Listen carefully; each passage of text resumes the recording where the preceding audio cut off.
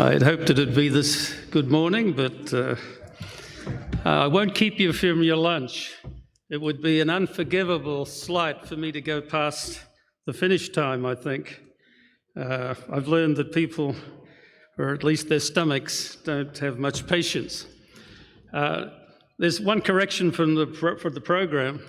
I didn't stand for re-election back a few months. Our church is out of joint, you must understand, and our year-end meeting was at the end of April. So at that time, they elected a new editor because I'd announced that I would retire, but thank the Lord, my pay is continuing until the end of this month. So after that point, pray for me. I not only edited Liberty Magazine for 22 years, but for 20 years thereabouts, I've done a half-hour program on 3ABN. And let me tell you, I've learned to respect the numbers spinning or just flashing in front of me. And you can't go 1 second over, as Brother Thomas knows, Pastor Thomas knows. He's been on the program too. It's unforgiving. So if you'll indulge me, I'll give you about a 2-minute health talk. There are 2 things you need to know. My father was temperance director at the General Conference for many years, so I know this topic very well. There are 2 things burn into your consciousness. Ellen White said, as the rationale why we have a health message, she said, the nerve endings are the only way heaven has of contacting you. If your body is corrupt and your system is failing, heaven cannot communicate as it should. The other thing, in the book Temperance, there is a vision that Ellen White gave. She says it's a dream. And in the open air, the church leaders were arrayed, and she said the young man she'd often seen in her dreams did the rounds. It was her angel guide. And he presented the temperance pledge to each of them, and they gave an excuse. I support it. As people say about religious liberty too. I support it, but I won't do this, I won't do that. I won't sign the pledge. And she said he had a grieved look on his face. And then he came and he said, sign this or resign your commissions. He said, you do not see the importance of it now, but when the plagues of God are falling all around you, then you will see the importance of temperance and health reform in all matters. That the temperance is the foundation of all the victories to be gained. That's our message in a nutshell. When I look again at the topic for today, journeying toward the city, I regret that I thought long ago and gave a title. I really should have spoken and started talking about Augustine's City of God, which he wrote in reaction to the first sack of Rome under Christian Rome. Remember, the so-called barbarians and the so-called non-believers sacked Rome in 410, but they actually, Alaric and the Goths, they were actually Christians. But Augustine wrote there about the dangers of both paganism and religion. Has a lot to say to us today if you think about it. I want to start off instead by telling you briefly about something that I stopped sharing many, many years ago. It was a conversation of 4 hours length that I had on a United plane in October of 2001. Our nation was in shock. I think we still are, from the Twin Towers going down. And I didn't want to fly like most other people, but I had an appointment and I hit it off. And the division president was on my first flight to Chicago, and that preoccupied me. And then I got on a wide-body United to Seattle. And we were barely out of the airport, still in our climb, when there was a great fuss. I looked back, and a Muslim guy with a stubble beard and burning deep, expressive eyes like you sometimes see with self-supporting Adventists. That's sort of a joke. But, religious fanaticism seems to denature the soul. There's something scary about it. And a fellow with that sort of a look leapt to his feet, and before he'd gone to the restroom, fell like a bomb on the floor. And I still remember the screaming and the yelling and everyone up in their seat and the cries of, where's the doctor? And then, no, don't take him near the cockpit. I discovered that my seatmate was clearly a companion to this guy, another young Muslim guy, acting very strangely. And for 4 hours, after I realized there was no sky marshal on the plane, I dealt with this guy. I showed a picture of the towers coming down, and I said, and he looked at it immediately, and I said, why would anyone fly planes into the building? He says, why not? It's the only way we can get America. We went through history, and I'm an Australian, so I can present myself a little differently to some people like that. Often Australians escape the lineup and being shot out of hand because they had a different passport. And I said, England's done more to frustrate Arab nationalism and the Arab cause. Why not go for England? He says, we don't care about England. America's what we want. England's finished. We went through most of our major, not doctrines, but our prophecies about where you and I and the rest of the world is in time. And when we got to Revelation, and Revelation 13 and 14, where it says there that this beast, a lamb-like beast, never lamb-like in actions, but appearing docile, will arise and will bring fire down from heaven in the sight of man. This guy was sort of proud of it. And by the way, I found out that he was Qatari. He was a Pakistani, but born in Qatar, and had been in Afghanistan on 9/11. When we got to this fire down from heaven, I said to him as casually as I could, repeating what was then being noised about in Washington, D.C. This was before Trump and his crazy dialogue with the military about why couldn't he drop atomic bombs on Iran. But at that time, after 9/11, in Washington, they were saying it's time to turn sand into glass. And I said to him, what if the United States were to drop an atomic bomb on Baghdad? For the first time, he had nothing to say. Nothing to say. Fire is a pretty loaded figure. Pretty loaded figure. In the sermon that I circulated for my last Liberty campaign, I returned again to a theme that I've preached on for many, many years, the Elijah message. You hardly ever hear it mentioned anymore as characterizing Adventists. But it's a message where Elijah, as he said wrongly, I alone am left. Right? Even though he should have remembered that the prophets by 50s in caves have been kept by Obadiah. He should have remembered, as God told him later, I have 7,000 who haven't bowed the knee to Baal. But when Elijah stood on Mount Carmel before 450 prophets of Ashtoreth and 450 prophets of Baal, he pretty much felt alone. It seems that on that moment, no one was going to step forward to say they too were on God's side. And there was cavorting and incantations and all the rest, not by, we do a great disservice to those people, not quite in prehistory to think that, they were entrail studiers all the time. They were the scientists, they were the social commentators, they were the philosophers of the day. Remember, the queen, King Ahab's wife, was from Sidon. This was the trading empire of the time. They were the sea peoples. They were the peoples with civilization and science.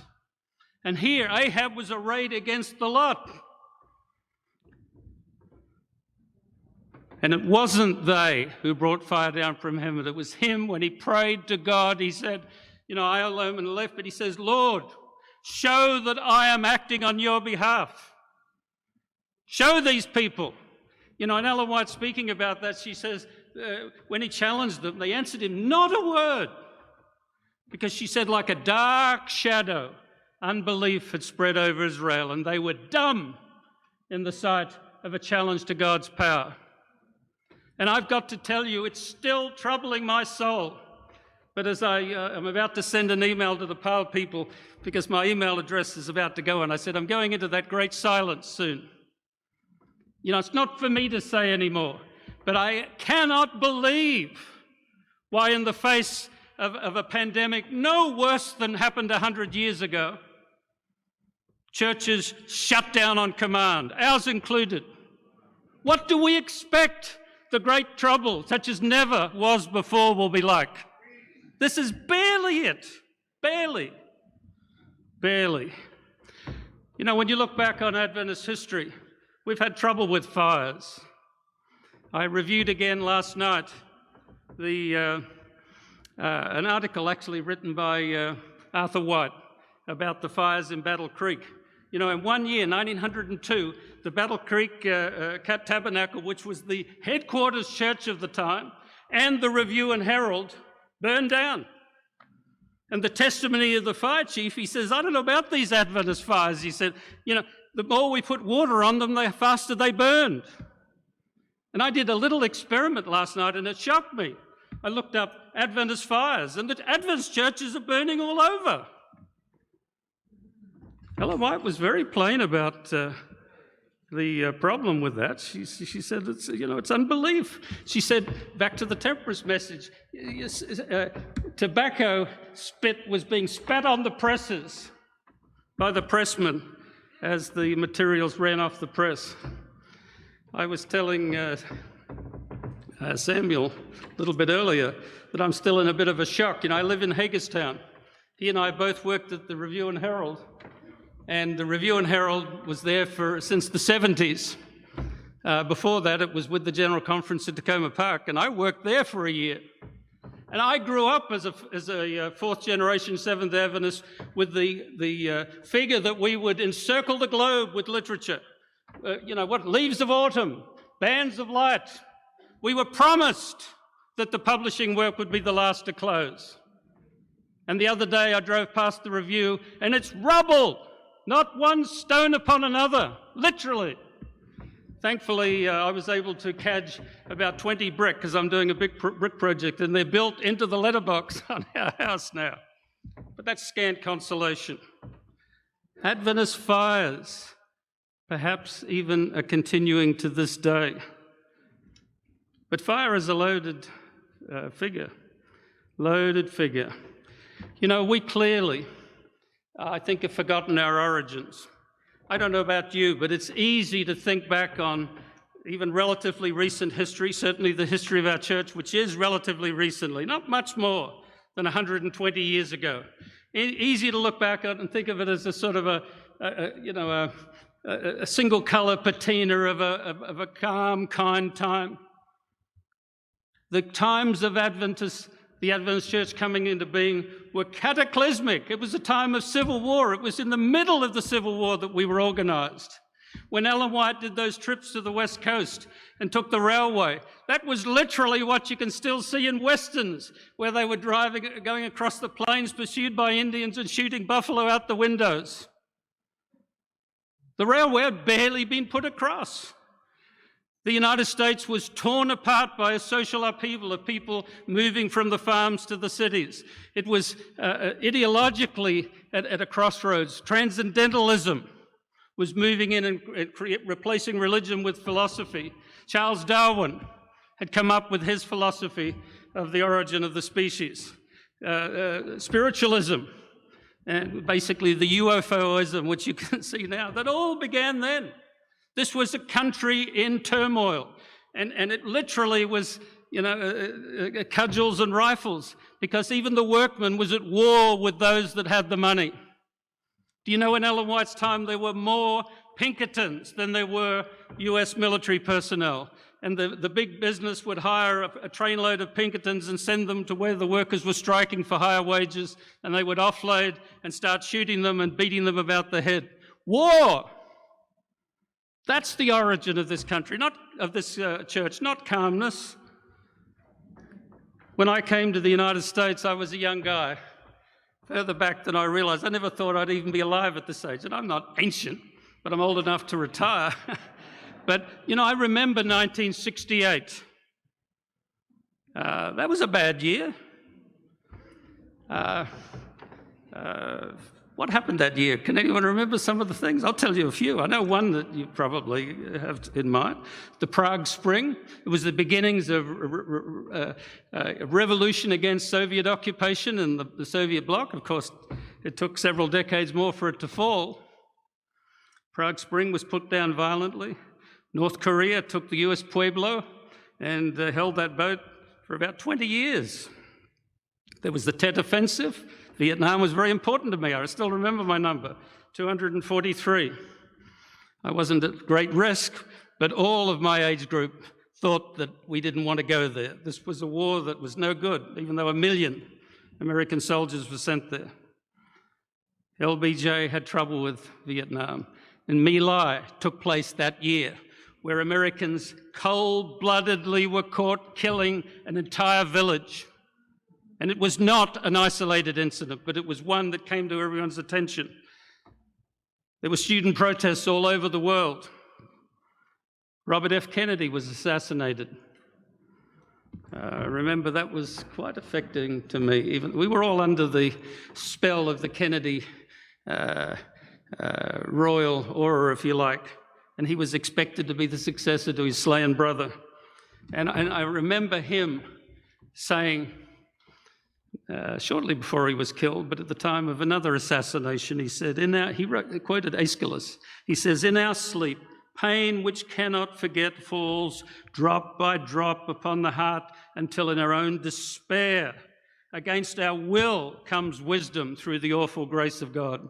I don't see the wisdom in this country yet. This is, as John Brown said, a wicked country. And until Adventists understand that, we will not even object to anything greater, perhaps even than what just happened, where we were shut down on command. This is a wicked country. You know, yes, benign in many regards. It's as easy to practice your faith here as anywhere else. It's harder to be a real Christian here because it's as bad as where Lot sat in the gates. It corrupts. And that year, Martin Luther King was assassinated. I've been very taken by his speeches. And at the time, you know, I thought that he was a bright light for the United States. But I will never forget Washington, D.C. burning, as most other cities in the US were. But I was in the Capitol, tens of thousands of police and National Guard with tape over the windows and jeeps and military vehicles. And from the distance of the GC, and we live nearby in Tacoma Park, you could see the pall of a city burning, just like Sodom and Gomorrah. And Martin Luther King, in his last address at the National Cathedral, spoke on a topic that I didn't even realize till last night when I looked it up again. He'd been speaking on for 10 years, since '59, the topic of sleeping through a great revolution, which is exactly what we Adventists are doing today. Sleeping through a great revolution. I mean, January 6th, what did we live through? Exactly the same as the sack of Rome. Erstwhile Christians breaking through into the sanctum of democracy and then praying and thanking God what they were doing. And I've called it the beer hall push. And if you study German history, which is not the model for all history by any means, but if you study that, you know it was the opening salvo, not the end of the trouble.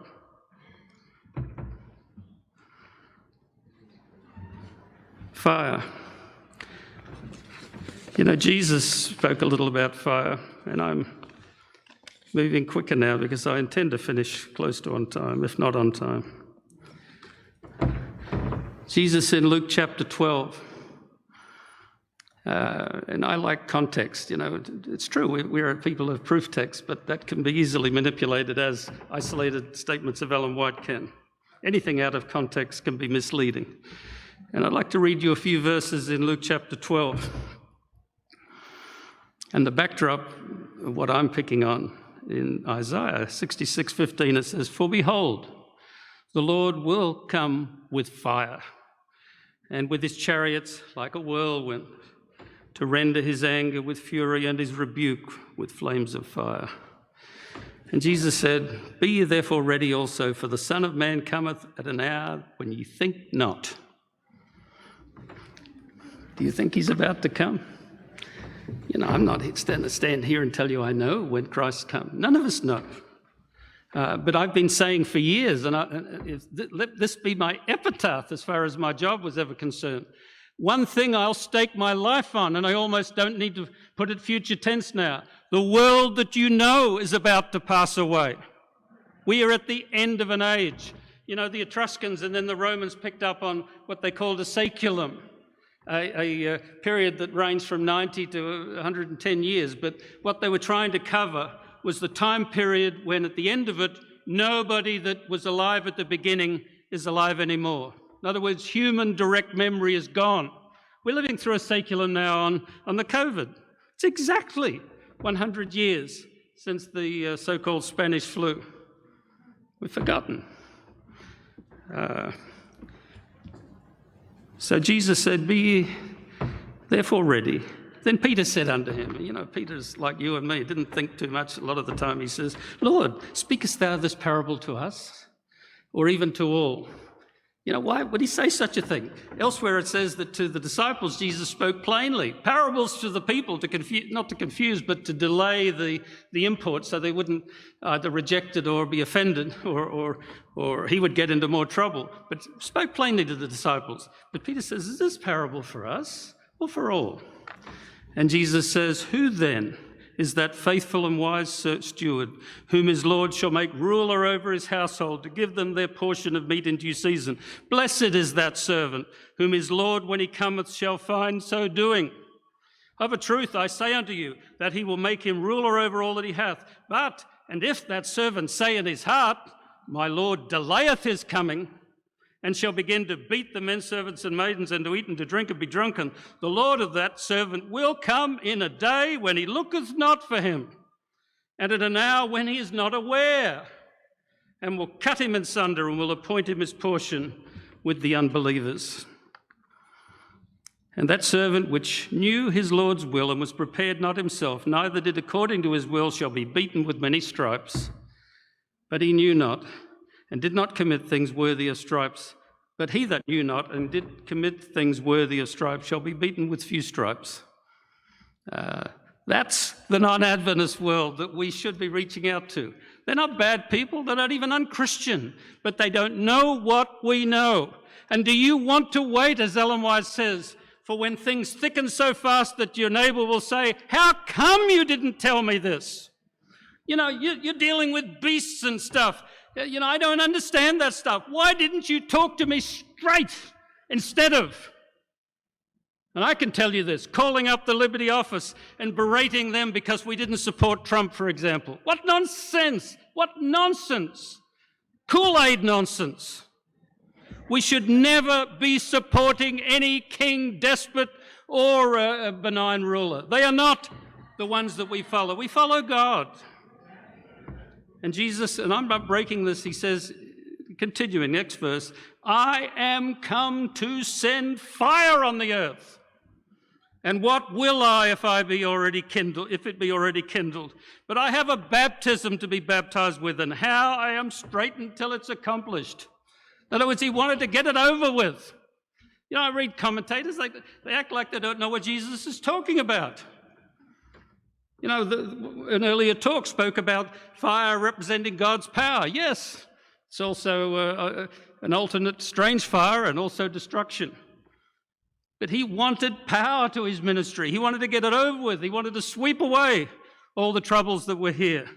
And he says, "Suppose ye that I have come to bring peace on earth? I tell you, nay, but rather division. For from henceforth there shall be 5 in one house divided, 3 against 2, and 2 against 3. The father shall be divided against the son, and the son against the father, the mother against the daughter, and the daughter against the mother-in-law against the daughter-in-law." You know, that happens anyway often. "And the daughter-in-law against her mother-in-law. And he said also to the people, When ye see a cloud rise out of the west, straightway ye say, There cometh a shower. And so it is. And when ye see the south wind blow, ye say, There will be heat. And it cometh to pass," global warming. "Ye hypocrites, ye can discern the face of the sky and of the earth, but how is it that you don't discern this time?" It's something we need to think about. Why should Seventh-day Adventists be caught napping at this time? It's a mystery of mysteries to me. And obviously all generalities fall apart on particulars. Not all are, but as a whole, we certainly are.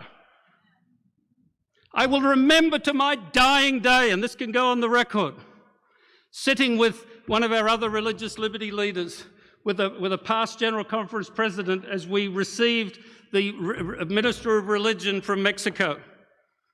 And we sat in the reception area of the president and we waited. What will he say about Adventists? You know what he said? We are just like other Christians. Probably true, but it shouldn't be true.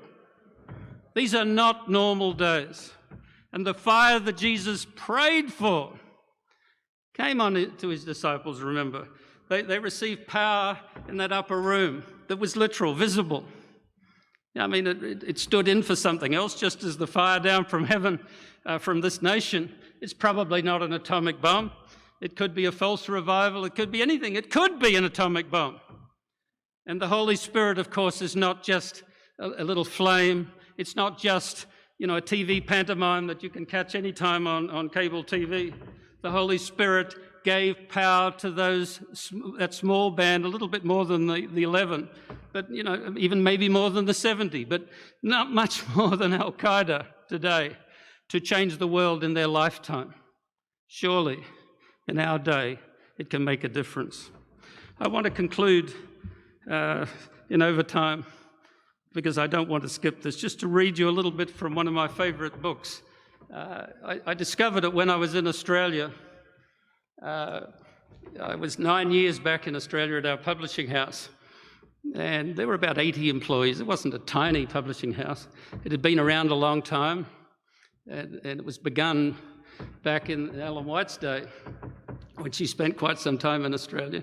The library dated back a long way, in other words, and I often would leaf through the books, and I discovered something, and then the story to it, that it was on the second level of the building, and there was a nearby stream, but in the 1930s, the stream had flooded up into the library on the second level, and there were still books with mud inside them. When you would open it, the dust would fall out, which told me no one had ever read that book in that interim. And the one book that I found and that I was able to keep is called The Christ We Forget, by Whitwell Wilson. In a foreword, one of Dwight L. Moody's associates said that this was one of the greatest books ever written and that every minister should read it. And it is powerful, at least for me. He was not a minister. He was a member of the British Parliament and a Christian. And I found out that he helped found the home... the home movement, where the Christians would buy homes in the inner city and go back and evangelize the city, not just traveling in, live there, make a difference. And this book was written in 1918 at the end of the Great War, which, if you know history at all, you know that that's basically when the modern world got broke, as with our finances. It was 2008 that got broke, with a little help from 73 from Nixon, taking off the gold standard. And I want to read you at the end, just to give you a feel for it. And I'll tell you ahead of time, you might miss it. When Jesus says he will be with you through the fire. This is what he said. To the last, he's talking about the disciples. To the last, they clung to his visible presence. They would talk to him so freely that, as in the old days, they even asked him when he would set up his kingdom. But the Christ of special circumstances and special places had to lead them on to know him as the Christ who fills the heaven of heavens and is everywhere with us at every time. In his company, one day, they walked the familiar path to the Mount of Olives, his place for communion with the Father. So like was he unto his brethren, that the city there across the valley knew nothing of that farewell progress. Standing with them on the summit of all that is possible on earth, he could see the uplands around his cradle, the valley of the baptism, the wilderness of his temptation, the temple of his rejection, the Calvary where he suffered, the garden where he was in agony, and the sepulchre whence he rose from the dead once more. He could look abroad, north, south, east, west, as from the high mountains of his teaching and his transfiguration, and we can almost see his gesture as he sweeps the horizon with the arm that saves, the eye that sees, and cries, "Go ye into all the world and tell the good news to every creature." To win the world with men and women so weak, so full of sins, this was his astounding, his majestic enterprise. Still clothed in man's flesh and blood, but supreme over all nature and her forces, he rose from the earth as from the tomb, unassisted by man or angel. And as he rose, "Behold," said he, "I am with you always, even to the end of the age." Think saculum again. That's what they were reading at the time. Not in the upper room alone would he visit us. Not on the road to Emmaus only would he accompany us. Not only by the lakeside of Gennesaret would he care for us. When thou passest through the waters, he will be with thee. And through the fire, thou shalt not be burned. And I was going to share it earlier, but I ran out of time. Ellen White, in a testimony that I always found powerful in manuscript releases, had a dream where she saw the buildings coming down and explosions and everything that answered to 9/11. And she rose up and she says, "Where am I? Where are my family? What shall I do?" And she said it was a voice that spoke, and it said, "Do not be afraid. It will not come near you. Thou shalt not be burned. I am with you always," was what he said. The great I am, Jehovah, restored to men, and not to the Jews alone, but to every people in every century. Jehovah with us meant God with us. The full circle was complete. At his ascension, we returned to the Emmanuel of the Annunciation. The cloud received him, the cloud of God, known to Moses, known to Elijah, and bright with the veiled glory of the eternal, the Shekinah cloud, and he vanished out of their sight, but only out of their sight. Their faith held firm. They shed no tears. They put no garments of mourning on. And when two angels told them that they had looked long enough into heaven, that theirs was not to be a merely meditative piety, these men of Galilee, practical men, hard-handed and capable, walked back to Jerusalem, still noting that it was a Sabbath day's journey, as if that mattered. And our Lord Jesus, promising to come again in the clouds, began his enlarging and ever-deepening work from above, which continues into the hearts of men and women and their children, even unto this day. I pray that we will see the right sort of fire, but be sure, anybody that studies history knows that the fire of revolution is about to grip much of the world and almost certainly this country. And out of it will not come greater freedom. Out of it will not come greater knowledge. It will come despair. It will become superstition, compulsion. And I'll leave you with this thought. Muse on this, because it's not an imagination. Even Davos, that met nearly a year ago, you know what their theme is? They did an ad for it. So it's not interpretation. They said, you will own nothing and you will be happy. Only if you know Jesus and know that there is a mansion reserved for you, there's a room up ahead, and you act on that inheritance, not if you're sleeping through the revolution, as Martin Luther King said, and I should explain what he was talking about, sleeping through the revolution. It was Rip Van Winkle, really a Dutch story recycled. But here he went up into the mountains, he stopped in at the inn on the way, saw King George's picture over the mantelpiece, went up into the hills, magically went to sleep, slept through the revolution, awoke, came down, and there in that same inn there was a picture of George Washington. Jesus spoke about that sort of mindset to his followers. That will not do. That means that, you might be virgins, but you won't make the wedding feast. God bless you. and the privilege that each of us have to see these days. Remember, the Bible says the prophets wish to see these days. You know, we're living through history in fast motion. Unfortunately, the dissolution of the structure that we thought was our security runs apace. I don't know how much longer our church structure will exist. Clearly not till the very end. And if you put your faith in that, it will help you no more than if you put your faith in Rome or St. Peter's or anything like that. We are a movement. We are a remnant. We are called to be God's messengers at this latter day. Thank you.